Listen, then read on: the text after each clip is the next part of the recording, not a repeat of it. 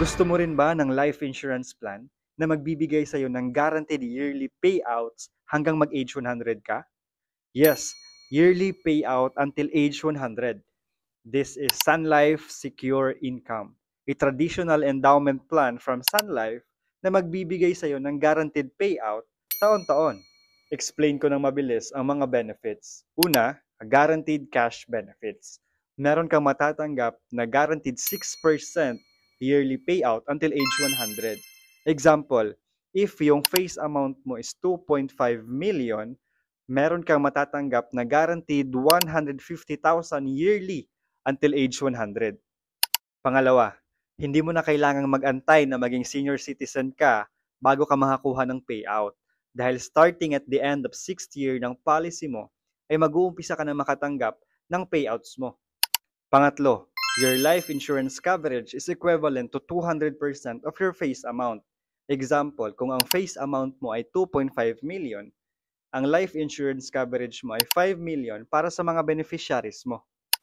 Pang-apat, meron itong unique benefit which is the centenarian bonus na you can advance 25% of your face amount at the age of 80, 85, 90, and 95.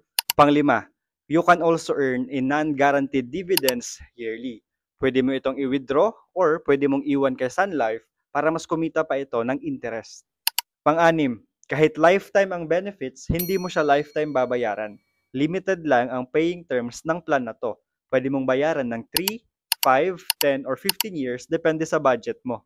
Maganda ang plan na to kung naghahanda ka para sa retirement mo. You can build your safety net as early as now para mas malaki ang pera na magagamit mo sa golden years mo.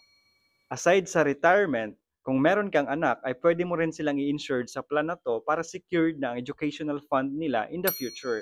Para pagdating ng college ay hindi ka na mahihirapan kung saan kukuha ng pang-tuition dahil as early as now, nag-set up ka na ng plan para sa kanila. Magiging pamana plan mo na rin ito sa kanila dahil insured na sila at the same time makakatanggap pa ng guaranteed cash payouts taon-taon until age 100. Maganda, di ba? So if you want to know more, just leave a comment or send me a message.